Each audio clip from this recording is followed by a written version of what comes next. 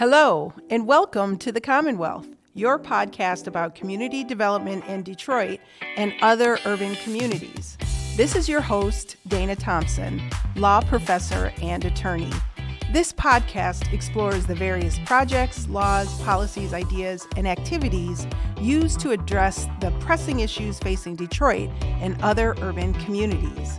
The Commonwealth will engage in thought-provoking and lively discussions with a range of thought leaders, including those from the grassroots community, government, academy, philanthropic sector, and beyond. We will examine the projects, laws, policies, and activities used to develop urban communities and whether these tools are able to create systemic change and economic justice in these communities.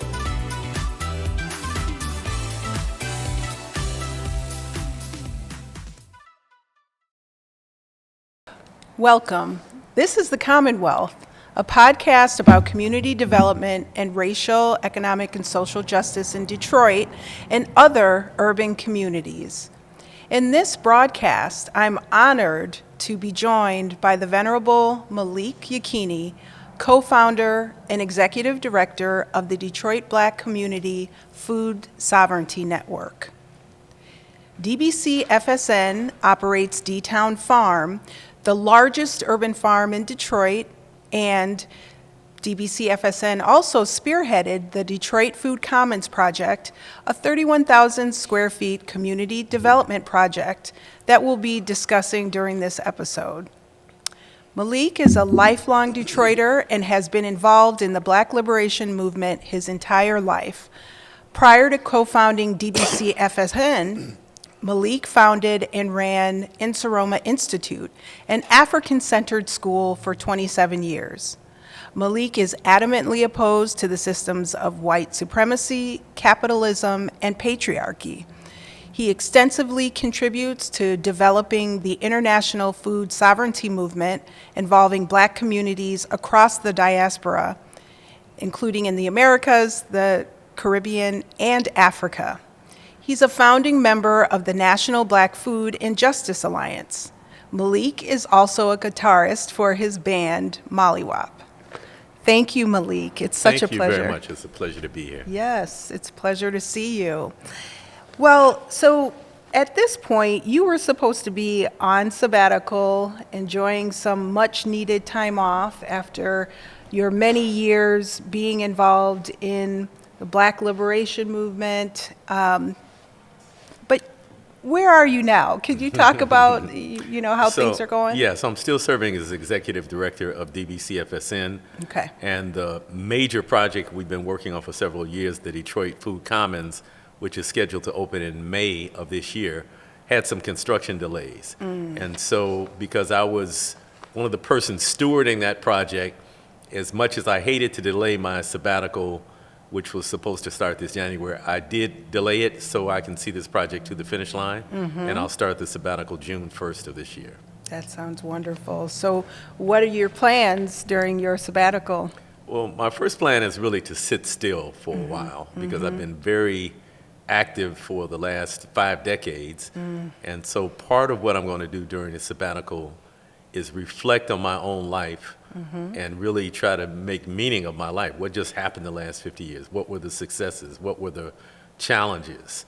What is the direction that Black people need to move in the future based on what I've learned over those 50 years?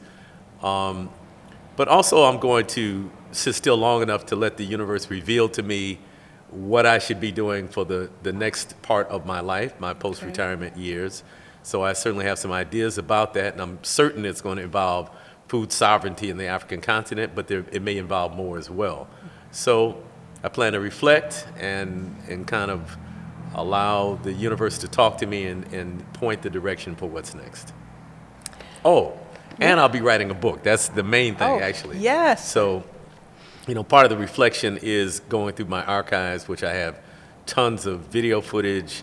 I have tons of audio footage. I used to do radio and TV, as a matter of fact. So I have lots and lots of interviews that I've done on audio tape, and I want to digitize all the materials I have, catalog the materials, and then see what forms disseminating that information can take. So part of it will inform the book, but I also may release some videotapes or some multimedia series that reflect on various parts of my involvement as an activist.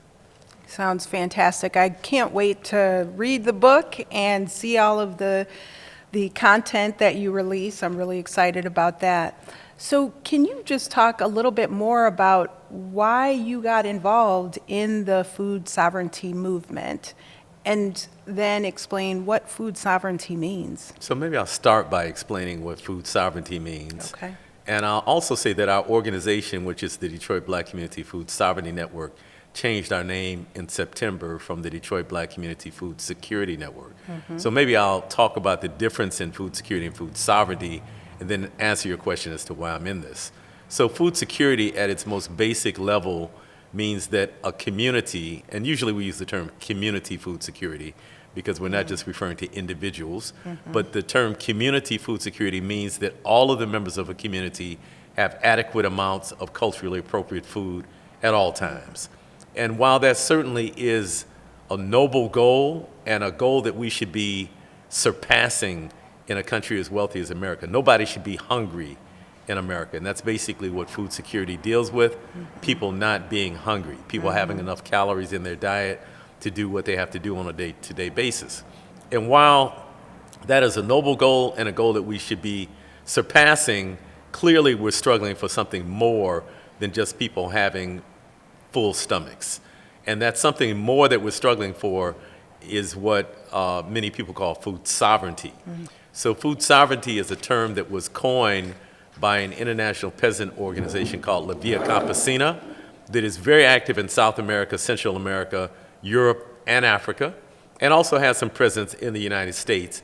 And so they coined this term food sovereignty, and they have a very extensive definition of it on their website, which I would encourage people to check out.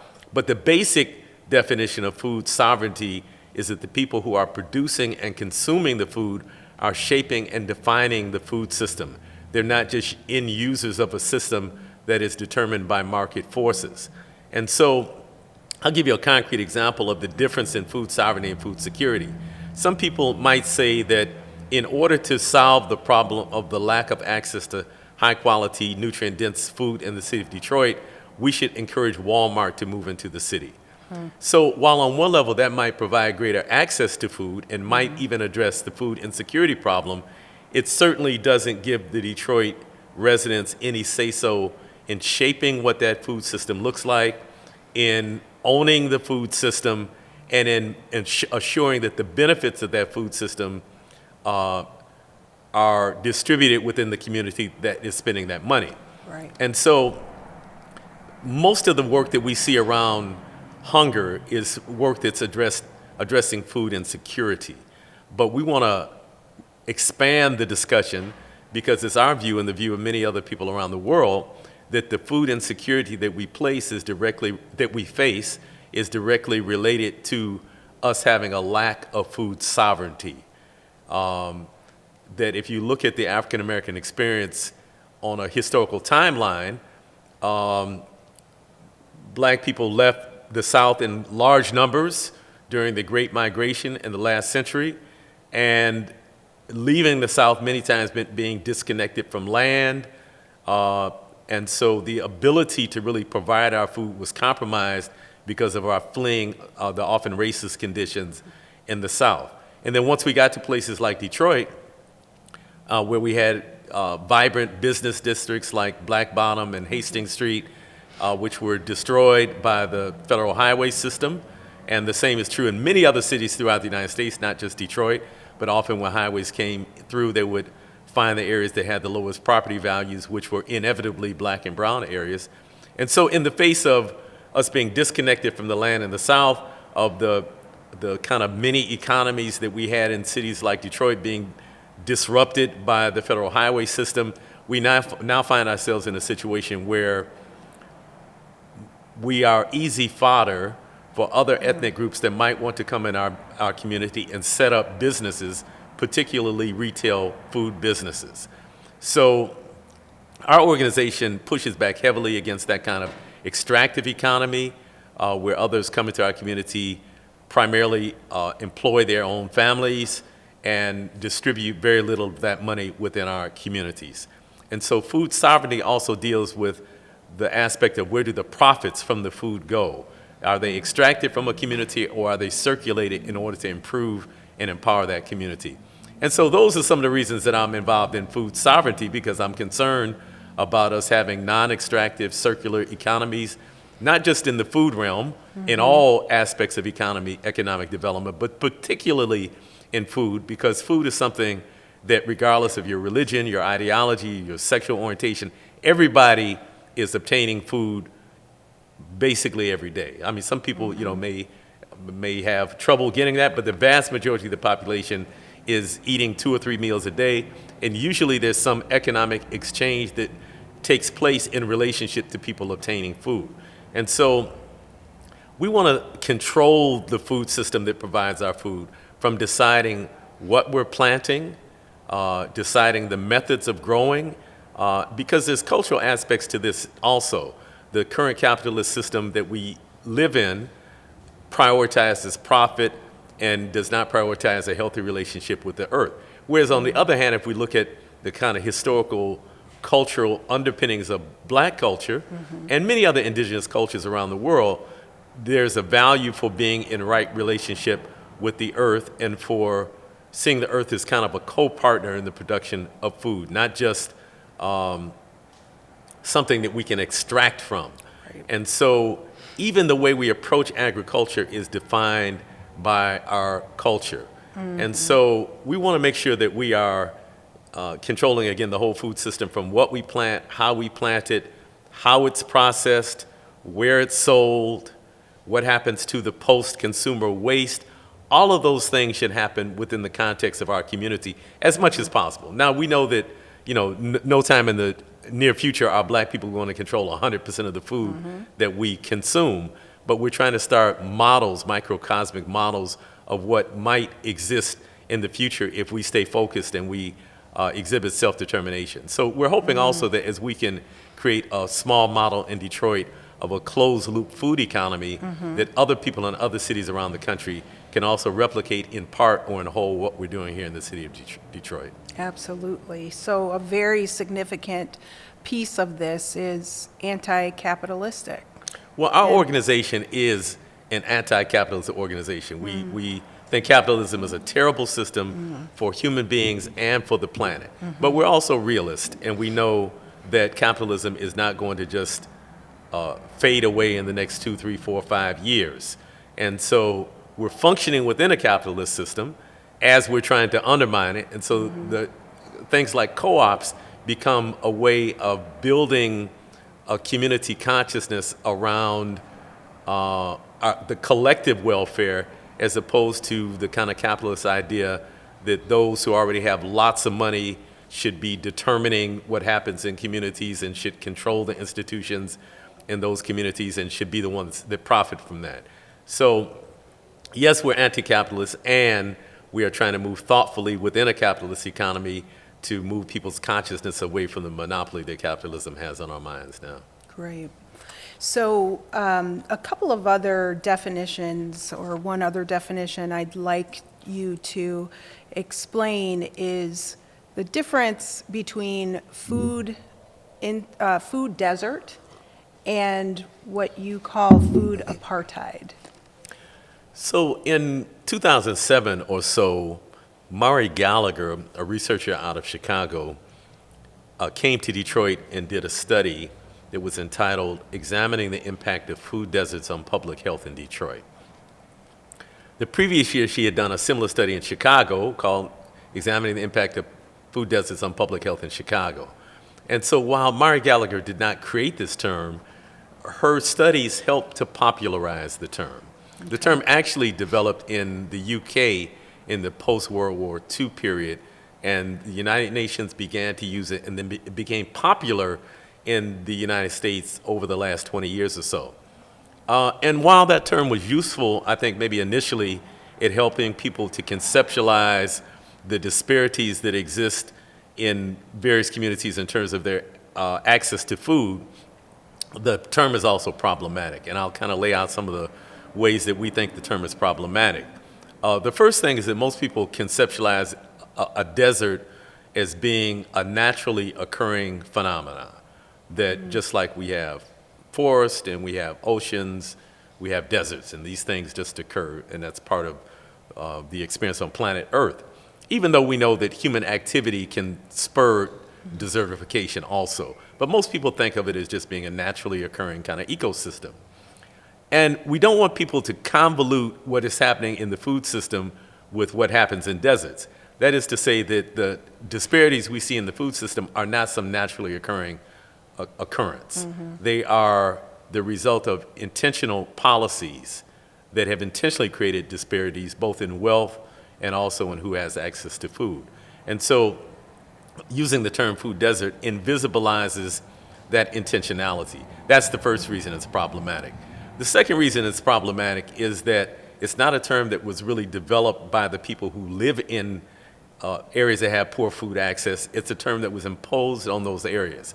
And so part of the acting out of self-determination is defining our conditions for ourselves. I'll give you an analogy. For actually 21 years, not 27 or not 28, I ran an independent African-centered school. Oh, 28. And in the time I was a school principal, I never heard one parent come to me and say, Baba Malik, this is my child, Kwame, he's an at-risk child. Parents just don't use that language to describe their children in the same way that people that are living in low food access areas don't use the term food desert to describe their condition. So that's the second problem. It was a term that was imposed from the outside. So while, again, perhaps it was useful at one point in time, I think our thinking about the food disparities in American society has grown and expanded, and many of us have started using the term food apartheid because it uplifts the intentionality and the disparities that exist in the food system. Thank you so welcome. much for clarifying that. So let's move to talk about DBCFSN and how you envisioned the organization to impact food security, food sovereignty in Detroit. So when we first started in 2006, we were familiar with the term food security, and that's the term we used to define our organization. As we grew in the work, we really began to understand that really what we were doing was food sovereignty work. But initially, we had several goals when we started in February of 2006. One of those goals was to create a 2-acre farm because we wanted to promote urban agriculture. Detroit has a tremendous amount of vacant land, or maybe vacant isn't the best word because one of my friends tells me it's being repopulated by pheasants and rabbits and things like that. But we have a tremendous amount of land that is not being used by human beings. In fact, it's estimated that almost a third of the city's 139 square miles is vacant land. And so we have the opportunity to do urban agriculture work in Detroit on a level that's unimaginable in most cities. So we wanted to create a model of how a collectively run urban farm might operate in order to provide high-quality, nutrient-dense food to the residents, food that is, in fact, hyper-local. If you buy something from D-Town Farm, for example, it was probably harvested within a few hours. And so, whereas if you go to a major commercial conventional grocery store, that food was probably harvested weeks ago. And in some cases, with some foods like strawberries, for example, they were probably shipped in a truck that was filled with gas in order to keep the strawberries from ripening. And so we're concerned about both the quality of the food that we're providing to folks and creating a model of how we can provide food for ourselves, but we're also concerned about the, again, the control of that, making sure that we're creating the mechanisms to move that within our community so we're not just victims of other people who have greater access to resources and come in to our community to extract profits under the guise of providing us access to food. So one of our goals was to create an urban farm. A second goal was to create a food co-op. In fact, the goal was to support existing cooperative buying programs and also to create a food co-op. So initially, we supported the monthly cooperative buying plan that's run by the Million Man alumni. Initially, it was at Inner City Subcenter, which is now closed, and it kind of shifted to Akibalan Village, but we supported that for a number of years where residents could get a box of food for, I think it was $20 or so, and the buying club would go to Eastern Market and buy in bulk and then divide the boxes up. So we supported that, and then in 2009, we actually started a buying club. DBCFSN started the Ujamaa Cooperative Food Buying Club, and we operated that from 2009 to 2016, which was intended to be a precursor for the brick and mortar co-op that we have now built that's scheduled to open in May. Another goal was to impact policy in the city of Detroit. And while we think that primarily it's the responsibility of the residents themselves to create the reality we want, that we shouldn't be dependent upon the government or dependent upon the corporate sector, that the primary initiative for our own liberation, our own development should come from us, but the government should behave in a responsible manner. It should have policies that enable community members to kind of enact the visions that they have about what their future should be. And so as part of that, we wrote the City of Detroit's food security policy. We had input from others in the city, but we were the kind of primary driving force in writing that policy.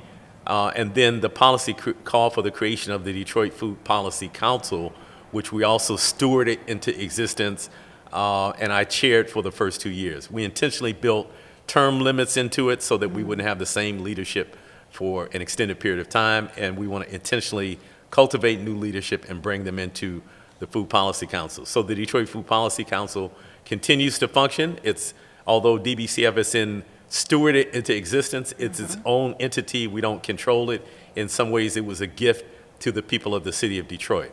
So those are the three main, and also the fourth area would be youth development. We realized early on that in order for our movement to be sustainable, that we couldn't just use sustainable agricultural practices, but also we had to think of sustainability in terms of the organization and the people who move this work forward.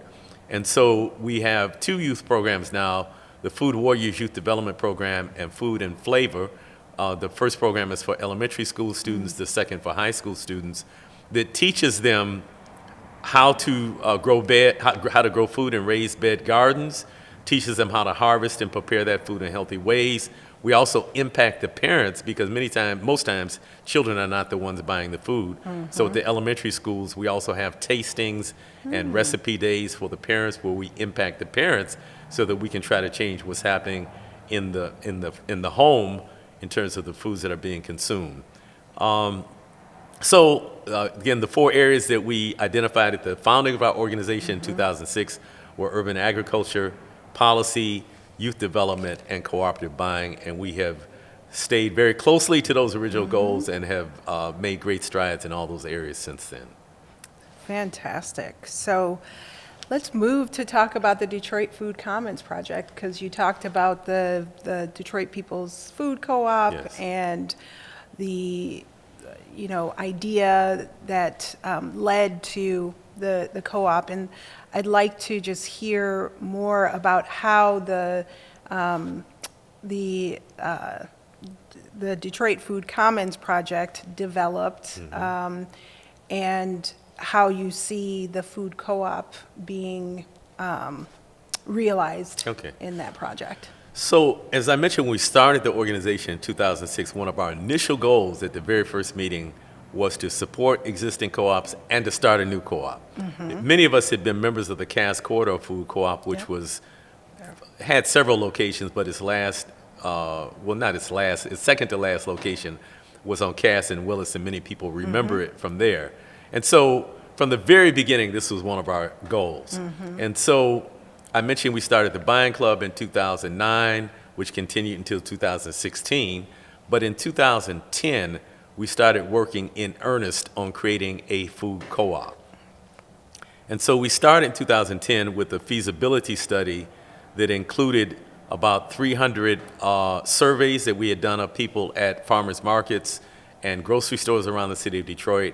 And also we did 12 focus groups where we partnered with various community organizations, asked them to bring their clientele to the focus group. And the results of the surveys in the focus group was that there seemed to be enough interest among the people of the city of Detroit for us to move ahead with this food co-op project. And so we've been working on it since 2010. Initially, in fact, let me go back a step and say that initially my concept of what a food co-op was shaped by what I had seen at the Cass Corridor Food Co-op in Detroit, what I had seen at the Ypsilanti Food Co-op where I went to school at Eastern Michigan University, what I had seen at the East Lansing Food Co-op. And these co-ops were basically storefronts where you could go and buy tofu, you could buy brown rice, there were maybe barrels of honey, you could buy food in bulk.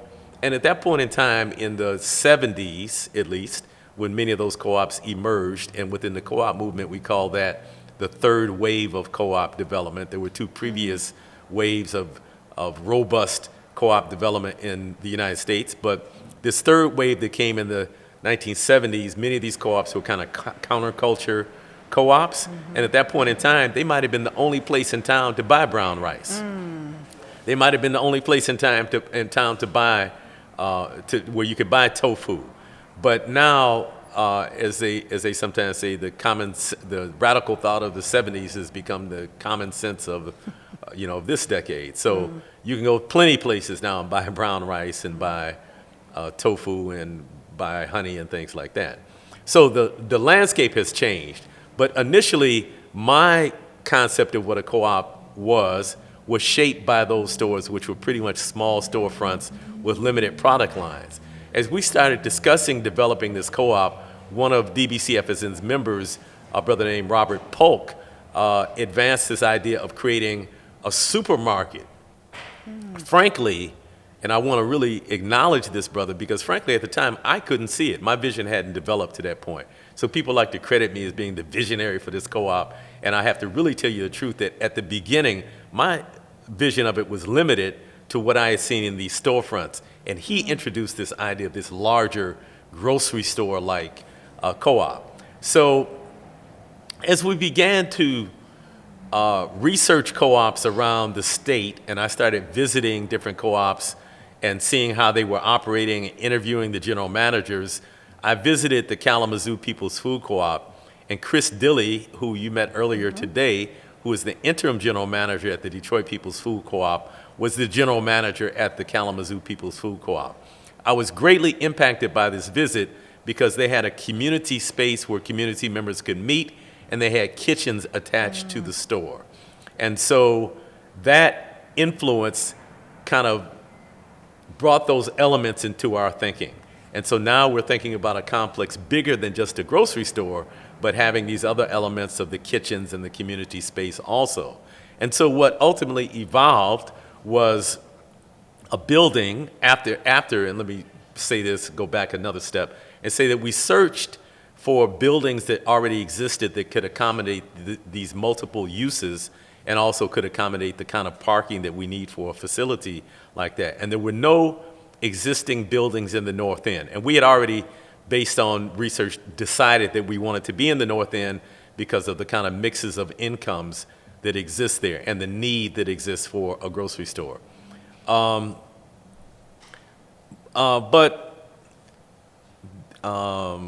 after we decided on that we were going to locate in the North End, and we looked for existing buildings that could accommodate, again, the functions and the parking, nothing like that existed. Right. And so we realized we were going to have to build a building. That's not what we set out to do. I thought we were probably going to rent some space from somebody and operate the co-op like that. But again, nothing existed that could accommodate these functions. And so we realized we had to set out on the long journey of building a building from the ground up. And so it was a very long struggle to obtain the land first and to obtain the financing and finally to get the building under construction. But specifically to answer your question, the Detroit People's Food Co-op is the cooperative grocery store that is located on the first floor of this building that we've just built. The building itself is called the Detroit Food Commons. On the second floor of the building, the Detroit Black Community Food Sovereignty Network will operate 4 shared use kitchens and this community space, which is now called the Mama Imani Hall. And so again, we were able to bring these concepts that came from the Kalamazoo People's Food Co-op and incorporate them into this larger development that ultimately became called the Detroit Food Commons. Wonderful. Why is the banquet hall named as it is? The banquet hall is named after Mama Imani Humphrey, who was one of the founders of Aisha Shule, the first African-centered school that existed in Detroit. And after many years of struggling in Detroit public schools to make sure that the history and culture of people of African descent was fairly represented in the curriculum and being fought tooth and nail at every step, and by the way, I had a similar experience and ultimately ended up starting a school for a similar reason. But after going through that struggle, Mama Imani led the formation of Aisha Shule, which opened in 1975, again becoming the first African-centered school in the Detroit area. In fact, initially when it was started, it wasn't called Aisha Shule, it was called the Alexander Crummell Affirmative School. And then about 1981 or so, it reformed and became Aisha Shule, and again became kind of the flagship African-centered school in the state of Michigan. And so because of Mama Imani Humphrey's tremendous leadership in establishing Aisha Shule, her tremendous example of being an institution builder, her tremendous example of creating an institution where discourse could take place about the conditions that we're faced as a people and where solutions and visions could be proposed. Because of our respect for that work that she did, we named the banquet hall at the Detroit Food Commons the Mama Imani Humphrey Banquet Hall, so that her legacy will continue to live on. We do want to say that that hall was funded by the Knight Foundation, by a generous foundation from a generous donation from the Knight Foundation. So we're thankful for that, and we're thankful to be able to keep the legacy of Mama Imani Humphrey alive. Her children, by the way, are working with us on some of the design elements and some of the designing some of the things that will happen in that hall, so that we make sure that we're aligned with the memory of their parent. Oh, that's wonderful. Wonderful to know that there's that historical element Yes. in the building, and it ties in with this being a Black-led development. Yes. Can you talk about just the fact that this being Black-led and led by DBCFSN, which is a more grassroots-oriented organization, how has that led to the challenges in having the project developed and the length of time? So yeah, one of the challenges was that we didn't know anything about development. So we knew how to grow kale and tomatoes and collard green. We know that really well from our experience at D-Town Farm. And we know how to run youth programs. But we didn't know a lot about architecture, engineering, construction, financing projects. And so one of the things that we did after several years of working on this is brought in a development partner, Develop Detroit. A friend of mine who I went to high school with, who is a developer of affordable housing in Atlanta, had met Sonia Mays at a housing conference. And in fact, they were both affiliated with a kind of a national nonprofit housing organization. And Sonia, who was from Detroit, told her she was going to be moving back here to start Develop Detroit Incorporated. And so my friend in Atlanta suggested that perhaps there could be some synergy between us, and told her about the project that our organization had been leading. Sonia and I met, and there was enough alignment that we were able to create a partnership. And so Develop Detroit has brought the developmental expertise that we really needed to bring this to the finish line. They speak the same language as the general contractor. They know the same jargon, and every profession has its own jargon. And they know the people in the city planning department and the building and safety and engineering department. They are familiar with architects, and they know how building development works. And so since January of 2020, when our project manager, Julie McBride, unfortunately passed, I asked Develop Detroit if they would take over the management of the project. And so they have stewarded the construction phase of this project and gotten us almost to the finish line. The building is probably 99% complete now. They're just cleaning up on the inside, preparing it to hand it over to the tenants, and we expect to have a certificate of occupancy sometime before the month of March is over. That's really fortuitous that you had that connection with your friend who connected you with Sonia Mays. Yeah. So when thinking about other organizations who may be interested in embarking on the same kind of development project, how would you advise them to? I would advise them to make sure you have the right team in place, and the legal team is also very important. Yes. And so the University of Michigan's Community Economic Development Clinic, that is run by the law school, has been instrumental also in walking with us through this process. There's been a lot of legal documents that have been reviewed. You know, we've of course had to look at our own internal structure within DBC. So having your legal advisors on board is very important. Having a development partner we found was important. Having good accountants is important. And so all these things, number one, keep you out of jail. But there's other partners that are needed. But I want to more fully answer the other question you asked me a minute ago about how did being a small black nonprofit organization create impediments. Yes. And so one of the major impediments was that this building cost us $22 million to build. And frankly, 10 years ago, my mind didn't even go up that high. I only thought in hundreds and occasionally in thousands, right? Mostly in hundreds and 20s though. And so one of the challenges that we have in our community when we're thinking about large-scale development is even being able to conceptualize that. Yep. And so I had to make a leap in my thinking in order to even, think about developing a $22 million building. So that would be one of the things that I would advise people to do to make sure that you get rid of the self-imposed constraints that we often have that impede us from doing larger things. So there's a number of assumptions built into financing. For example, typically before you can go get millions of dollars in financing, people want to make sure you have a market study. And there's people who do market studies for various types of businesses. There's some people who specialize only in doing market studies for grocery stores. There's other people who do market studies for retail department stores, or other people do market studies for restaurants. So we found people to do market studies for grocery stores and co-ops in particular. But there's certain assumptions that are built into market studies. For example, there is the assumption that in a city like Detroit, that high quality, nutrient dense food is primarily consumed by new Detroiters, white people who have come into Detroit, who have a great deal of disposable income. We found those assumptions to be flawed. In fact, the Detroit Whole Foods store, which is just a stone's throw from where we're sitting now, opened in 2013. And again, based on market studies, there were certain assumptions about what the income would be from that store. That store exceeded the projections wildly. And in fact, the store made in the first year what they projected the store would make in 4 years.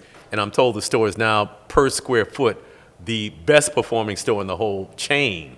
Wow. And so again, there were certain assumptions made about Detroiters, about their eating habits, about their spending habits, which turned out to be totally wrong. The other thing that is often flawed in market studies is in places like Detroit, we have what some people call the shadow economy. You have people who are making food in their homes and selling it, maybe selling dinners on Sundays. You have people who are doing hair in the basement of their house maybe, and various other activities, some of which are sanctioned by the state and so-called legal, and others that are not sanctioned by the state, and the state deems them to be illegal. But those things generate money, which doesn't show up if you're looking at the data from the federal government on income and on spending habits and what have you. That data doesn't show up because it's kind of underground money, you could say. But nevertheless, that is part of the Detroit economy. And so if you're trying to understand the economy in a city like Detroit, you have to factor in that shadow economy as well. There's all kind of other assumptions that are rooted in misunderstandings about race and class in this country that impact market studies, and thus impact the ability of grassroots organizations in places like Detroit to obtain financing. And so there's a lot I could say about that, but I'll just say that was one of the major impediments. Oh, Also, obtaining the land was a huge struggle. I won't go into all of that right now, but I'll say there were at least 3 other locations we were looking at before we finally settled on the southeast corner of Woodward and Euclid, where we built the Detroit Food Commons. Okay. And how did you finally settle on that location? Actually, unbeknownst to me, the former city council president, and her name is escaping me right now, Brenda Jones. Oh, Brenda Jones. Yes. Unbeknownst to me, she had seen me speaking about the co-op somewhere, and she went and talked to Arthur Jemison, who at the time was the head of the city's housing and revitalization department. And she told him, work with them, I want this project to happen. And so we met with Arthur Jemison. We had already been in contact with the planning department. Planning and housing revitalization kind of work very closely together. We had already been in touch prior to that because we applied for a community block grant a couple of years prior to that. But we met with Mr. Jemison, and basically he said to us that, he conveyed the story of Brenda Jones talking to him, and he said, we want to work with you and make this happen. And he said that we would be willing to buy a property and sell it to you at a decent rate, or if there's existing properties that the city owns that we would like to buy, they would be willing to work with us. And so, long story short, I'm giving you the truncated version of this. As a result of that conversation, we were able to purchase the property on Woodward and Euclid, where the building is actually built, from what's called the Detroit Building Authority. And the way property sales work in Detroit, properties that were formerly commercial properties on commercial corridors are now owned by private owners now in the inventory of the Detroit Building Authority. So we bought the commercial property from the Detroit Building Authority. There were about 9 parcels that are in the area that is now the parking lot of the building that were in the inventory of the Detroit Land Bank Authority. The Detroit Land Bank Authority is responsible for disposing of properties that were formerly residential properties in the city of Detroit. And so we were able to, with the assistance of Arthur Jemison and subsequent people in both housing and planning, to purchase those properties that we needed to build this development on. Wow. So all of this took a lot of funding. Yes. And it took a while Yes, it to did. develop all of the funding sources. Yes. Talk to me about that process. Well, kind of the way money works in America is money follows money. And if you got money, you can get more. And if you ain't got none, you ain't getting nothing. So that's kind of how that works. Right. So, people in the nonprofit world often use the term leverage. And so what we were able to do, we were able to get a commitment from several local foundations. And I want to lift up Sister Sarita Scott, who was our program officer at the Kellogg Foundation at the time. And we actually developed a strategy a few years earlier that we worked with Sarita to roll out. And that strategy was basically that the Kellogg Foundation was already supporting both DBCFSN and the development at that time of the food co-op. They had put in some early kind of pre-development money so we'd have some funding to do the research and do the initial work and hire a project manager.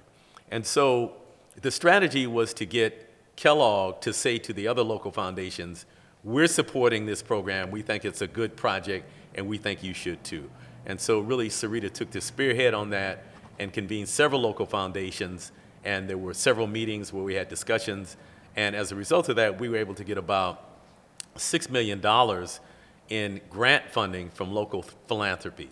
And so then we were able to use the grant funding to leverage funding from other, primarily, the rest of the money is primarily financing, where, it's debt funding, where you're getting a loan similar to if you buy a car and you go to the bank and you get a bank loan, then you pay that back over time. So most of the financing for the building is that kind of debt financing. But it did take a long time to stack that up. And what I found is in the financing world it's kind of like when I was a teenager and we used to go to parties in people's basement, and everybody be sitting around the wall kind of waiting for the first person to get up and dance. And so it's kind of like that with the funders. They're all saying, yeah, we think it's a good project, but they're all sitting on the wall until somebody gets up to dance. Right. And so we were able to get the dancing started and to get other funders comfortable with the project.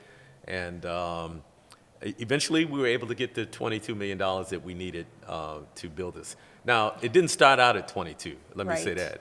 That's right. It started out at much less than that. And even up until just before the pandemic, we were at, something under $20,000, but under $20 million, I'm sorry. But in the first 3 months of 2020, the cost of the project increased by $3 million because of the additional cost of materials that was created by the pandemic, the supply chain issues in the pandemic.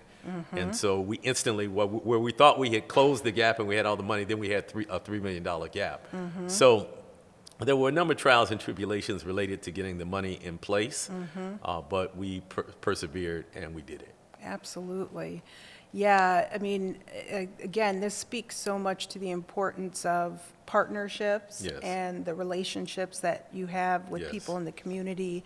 The fact that Brenda Jones saw you speaking and was... And she never came to me, by the way. And she didn't come to She never came to you. me and told me I'm doing this. She just did Yeah. it very quietly. Yes. And look, I want to share, if I can, just two quick things. Yes. One, that sometimes we badmouth people, Yes. politicians, actors, entertainers, and things like that. But we don't always know what people are doing.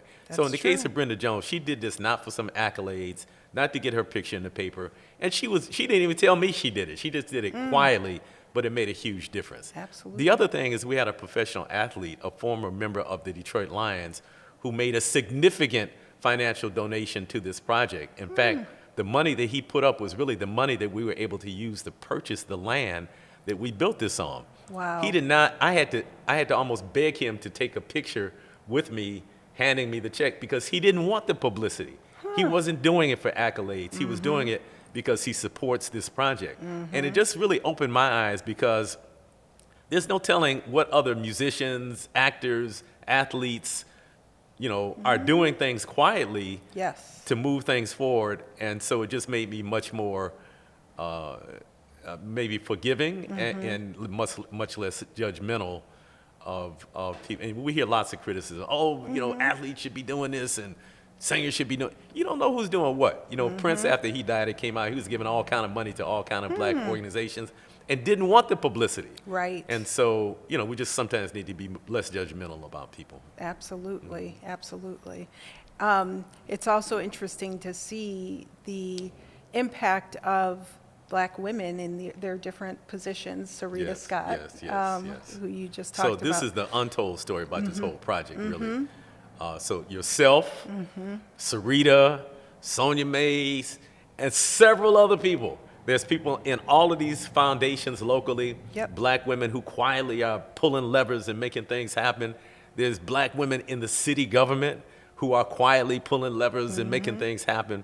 And so, we hear about Black girl magic all the time. Right. And so Black girl magic doesn't always manifest in a public way. That's right? true. Sometimes it's just happening quietly behind the scenes.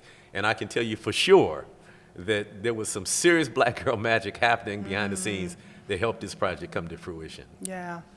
I said at the groundbreaking of the Detroit Food Commons, I said the Black woman is God. And people looked at me, they were like, what does he mean by that? They never got it. They never got it, did they? So, just to pick up a little bit more on the financing, and you talked a little bit about debt financing. There was also some financing that you used, that the project used, called New Market Tax Credits. Yes. If you could just, briefly explain what that is. And I'll try to the best I can. Okay. I've never heard anybody give a cogent, brief explanation of what New Markets Tax Credits are. Right. But they are a federal lending instrument where the federal government provides financing to CDFIs, community development financing institutions, and those institutions then can loan it out for development projects in places like Detroit. The main thing about New Markets tax credits is for the first 7 years, you only pay the interest. You don't start paying the principal back until after 7 years. So presumably, by 7 years, you should be able to get your business up and profitable so that you'll have the financial wherewithal to begin paying the principal back. And so it's an incredibly helpful tool because it doesn't burden you with a lot of debt at the beginning of the project. It gives you some kind of breathing room to get to the point where you're paying the principal back. Right. So the majority of the debt financing for the project is New Markets tax credits, but we have some other kind of traditional bank loans also. But all of that stuff, you still have to pay it back. It's not a gift that someone's given to you. You just have to pay it back. The time period that you have to pay it back and the circumstances have been altered a bit to make it easier, but it's still a debt that has to be repaid. Very, very helpful to hear, and especially for other organizations that are thinking about taking on this kind of project, just to understand all the different pieces that are required to bring it to fruition. Yes, so we can have a whole podcast interview just about New Markets tax credits. Right. And maybe I'll just end this by saying, again, it's incredibly complex. And while you and the clinic are our primary legal representation for a project like this, you have to bring in an attorney just for that transaction, just for the New Markets tax credits transaction, and you have to have an accountant just for that transaction. So again, it's incredibly complex, Yep. many, many, many layers to it, Yep. but it provides the kind of financial wherewithal that is often needed for a project of this magnitude. Absolutely, yeah, and that speaks again to the importance of the team, Yes. having a very experienced team who can bring all of these different elements together. Yes. And as the lawyer and as the legal team, we recognize when we have expertise and when we need to go elsewhere. We had a dope attorney out of Jackson, Mississippi, Yes. who served as our New Markets tax credit Yes, attorney. Ashley. Ashley, that's right. Ashley, yes. Wicks, I think, is that what you Yes, say? Yes. Ashley Weeks. Wicks, I think it is. Yes, yes, she was fantastic. So let's, we're, I think, getting ready to transition. No, we can keep going? Okay, all right. Okay, so just a few more questions, because I know we've been talking for a while, but in terms of, the Detroit bankruptcy, the Black Lives Matter movement, the pandemic, all of these events really did illustrate the need to continue to focus on developing projects like the Detroit Food Commons and be involved in other activities that continue to move forward, that continue to help with the racial disparities that we're still dealing with as a society. And can you just talk about if any of these events have changed DBCFSN's approach to how you're working on these issues? So I want to answer this question two ways. Okay. I'll say that the fundamental things that black people need to do in this country have remained the same for a long time. And frankly, the fundamental things that black people around the world need to do have remained the same for a long time because we find ourselves in very similar situations wherever we are on the planet. And the situation we find ourselves in is that we don't have sovereignty. We often don't have control of our communities. We often are not exhibiting self-determination and determining what our own futures will be. And we often are economically exploited. We often have other interest groups imposing either directly or indirectly their politicians on our community. And so we can continue to treat the symptoms, all these things are symptoms of a larger problem. And the larger problem, of course, is that we're living in a society, a capitalist society, a white supremacist society that is hell-bent on continuing to underdevelop and to exploit black communities and to suppress the natural desire for us to exhibit self-determination. So, the bankruptcy, the economic ups and downs that occur within capitalism, who happens to be mayor, who happens to be, all of these things change, they ebb and flow. But the basic relationship stays the same. So I'm saying that to say that we're not so much into responding to what's happening in the moment. We're more charting a course that we think will move us from where we are to a more self-determined place. I will say the pandemic had tremendous impact on us, as it did everybody in society. We also operate a farm, D-Town Farm, as you mentioned in the introduction, and certainly that impacted how we operated D-Town Farm, because while many people during the early days of the pandemic were able to work from home, you can't farm remotely. You have to actually be there with your hands in the soil. And so we had to implement a number of restrictions to ensure the safety of our staff and of the general public. And one of the things that we implemented was from January until August of 2020, we stopped volunteerism at the farm. Volunteerism had been a big part of what we did, but we deemed it to be so risky that we just cut it out completely for 8 months. And there were other adjustments that we had to make to the pandemic. There were, as I mentioned, tremendous price increases as a result of the supply chain issues that the whole country was facing. So we did have to respond to that. But for the most part, we try not to respond to all the ebbs and flows that occur in society and stay focused really on what we're trying to accomplish and put work into making that happen.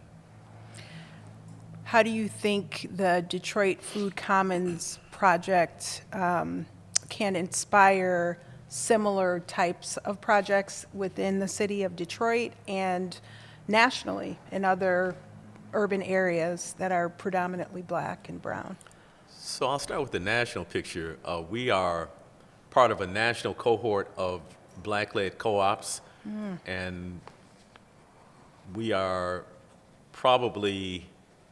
we're kind of in the second wave of co-ops that are coming that are opening. The first black-led co-op that is part of this cohort is in Dayton, Ohio, called Gem City Co-op, and that opened about 3 years ago. And then there's a couple more that will open this year. Detroit People's Food Co-op, and in Flint, the North Flint Food Market is also scheduled to open this year. And so, but we're all part of this co-op, and so there's many other, maybe 12 other co-ops in this cohort who are not nearly to the point that we're at. They're nowhere near being ready to open. They're still got some years ahead of them, and they are looking at what we're doing. We have regular calls. We're able to share information, share our experiences, share contacts, so that hopefully the mistakes that we made, they don't have to make the same mistakes. They'll make some mistakes, but hopefully they'll find some new mistakes to make, and then we'll build up a body of knowledge that they can then help the next cohort not make the mistakes that they made. And so there's tremendous national interest in the Detroit People's Food Co-op and the Detroit Food Commons. In fact, I think it's fair to say that the eyes of the entire national food co-op community are on the city of Detroit, both black-led co-ops and white co-ops throughout the country. In many ways, we're blazing a new path because the traditional wisdom in the co-op community is that food co-ops cannot be successful in communities with the kind of demographics that we are looking at in the north end of the city of Detroit. In fact, the reality is that most food co-ops in this country are predominantly white. They're in predominantly white neighborhoods, often in affluent neighborhoods, and often in college towns.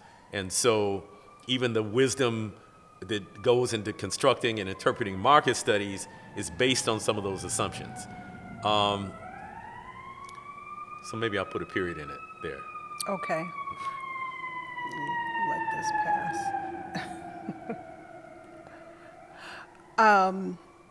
Okay, thank you for that.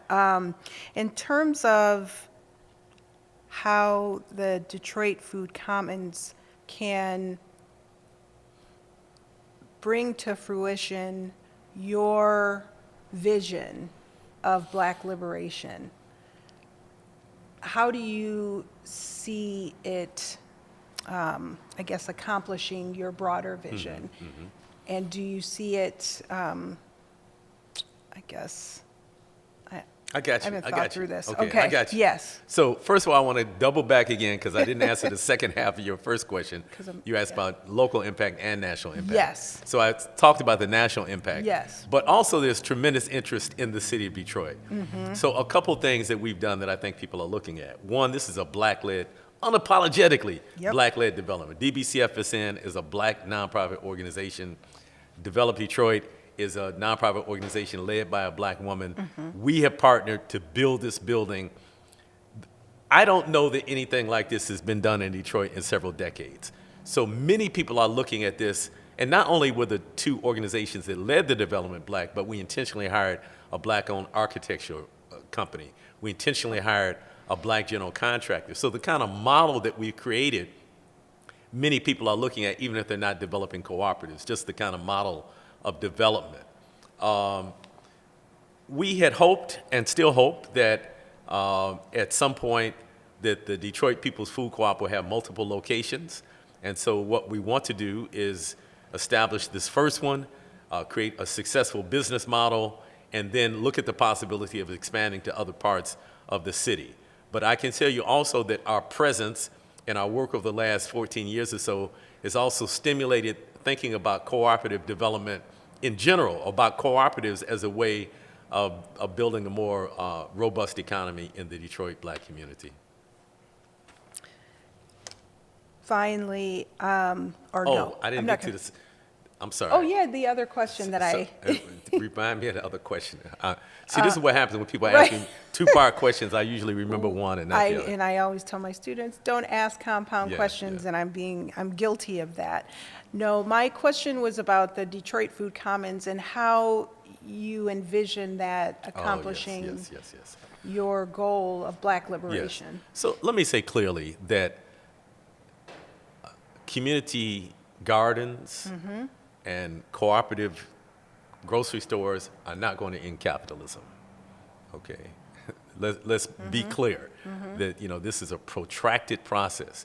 What we're trying to do really is impact the consciousness of people more so than anything else, because systems change starts with a change in people's thinking. And so by creating a cooperative, really what we're trying to do is create a model of how people can create mutual benefit by working collectively and by owning things cooperatively. A very old concept. In fact, the reality is that cooperatives really build on what was the kind of the essence of traditional African societies. They didn't call them cooperatives, but all traditional African societies function on the basis of the group really being more important than individuals in the group. And so we're taking the essence of that, which has always been part of our culture, and now in modern times we call this cooperatives. So we're trying to shift the thinking of our people away from the kind of the domination that the individualism and capitalism has on how we approach economic development, and provide another alternative. And hopefully that alternative will lead us in a direction that eventually can have us liberated. But again, I don't want to have some overblown expectations. This is one step in a very long process. But people talk about proof of concept a lot. And so many black people don't even believe black people can accomplish large things. And so just the fact that we've done it, people can't argue that black people can't do this because we've done it. That's and right. so we're hoping that this kind of the kind of bold kind of self-determination that we exhibit, that we hope that that's like a virus and that it can infect other black people, and that we can remove the self-doubt that we have about our ability to have agency over our own community, and that we'll see all kinds of development that spurs from people having a greater sense of self-confidence. But we also work with, as I mentioned, other groups nationally. The problems that we're faced with in Detroit are not unique to Detroit, and in fact, they're not even unique to the United States. We see a lot of things happening throughout the developing world that are similar to what we see happening in majority black communities in the United States. So as Malcolm X advised us, we also internationalize our struggle. We are part of a national movement to build black food sovereignty, but we're also part of an international movement to build black food sovereignty, and we interact with, for example, the Alliance for Food Sovereignty in Africa. I went to their international meeting in November of 2020 in Cameroon, and in fact, I was the only African American who attended that meeting with representatives from about 32 different African countries, and I was able to remind the delegates there that as we're looking at ways to advance black people throughout the world, that we need to make sure that we're connecting the diaspora with the African continent. And also I reminded folks at the conference that even the idea of Pan-Africanism did not originate in Africa. The reality is that people like Kwame Nkrumah, one of the foremost spokespersons for Pan-Africanism, developed these ideas while in the United States, going to Lincoln University and reading Marcus Garvey's autobiography, and then by going to school in London, and the same thing with with Jomo Kenyatta in Kenya, and many of the other anti-colonial leaders who went to school either in London or in the United States, where they were influenced by these ideas of Pan-African unity, which frankly developed in the Caribbean. Trinidad, for example, had a huge role in advancing this idea of black people throughout the world working together. And so I was able to talk about this at the Alliance for Food Sovereignty in Africa. And the thing is, what we're trying to do is kind of hook up all these little mini liberated zones that we're creating both in the United States and other parts of the African world, hook them up so that we can build collective power, so that we can push back against the dominance of a white supremacist global capitalist system. It's definitely as you said, a protracted struggle and a protracted effort in order to shift consciousness. But it's really powerful to see the building of the Detroit Food Commons as a physical manifestation of this work. Very powerful. Thank you. How can our viewers support the Detroit Food Commons and support DBCFSN? I'll start with the Food Commons. The anchor of the Food Commons is the Detroit People's Food Co-op, the cooperatively owned grocery store that opens on May 1st. And cooperatively owned means that we have member owners who have each paid $200 to buy a share of the business. We currently have more than 2,300 member owners who have either paid that $200 or are in the process of paying the $200. Once you make your first payment, you're considered to be a full member, and you can vote and you can do everything else a full member can do, except you can't be on the board of directors till you pay the entire $200. Okay. So one of the most important things people can do is to join and become a member owner of the Detroit People's Food Co-op. But even that's not enough, because we have examples of stores like in Greensboro, North Carolina. There was a store called Renaissance Community Co-op that, although it had lots of people who joined, those people didn't shop in the store on a regular basis. So that's the second step, that people who have joined, that they actually shop on a weekly basis at the Detroit People's Food Co-op. And because the Detroit People's Food Co-op is not only open to member owners, it's open to the general public, we would encourage the general public also to shop there. Because the bottom line, even though it's cooperative, it's still a grocery store that has to make revenue in excess of our expenses or we'll go out of business. And so supporting the store through regular purchases is very important. The other thing is, on the second floor of the building, we talked about the Mama Imani Hall. I don't know if I talked about the 4 shared use kitchens that are called the Kujichagulia kitchens, but those will be for rent also. So we would encourage community members who are interested in either renting the Mama Imani Humphrey banquet hall or one of the 4 Kujichagulia kitchens to prepare foods in, that they contact the Detroit Black Community Food Sovereignty Network, and they can do that either via our website, which is www.dbcfsn.org. Again, that's www.dbcfsn.org, or they can call our office at 313-345-3663. And the food co-op also has a website, and people can join, become member owners online, and that's www.detroitpeoplesfoodcoop.com. www.detroitpeoplesfoodcoop.com. Again, www.detroitpeoplesfoodcoop.com. All right, thank you. Some Thank you. definite takeaways. Last question. What are the biggest lessons you've learned over your last number of decades involved in being an activist and in the Black liberation movement? So one of the lessons I've learned is the lesson of steadfastness and longevity. That we live in a society that functions on sound bites, and people have short attention spans, and activists are used to, let's say if the police shoot somebody, activists may go out in the street and protest for 6 weeks, and then inevitably the protest falls apart and we go back to business as usual. We need to develop a long view. In fact, the African-American writer John Oliver Killen said once that we need long-distance runners. And so having people who have the vision and the wherewithal to steward projects for 10, 15, 20 years is necessary if we're going to accomplish things that really have an impact on our community. That would be one thing.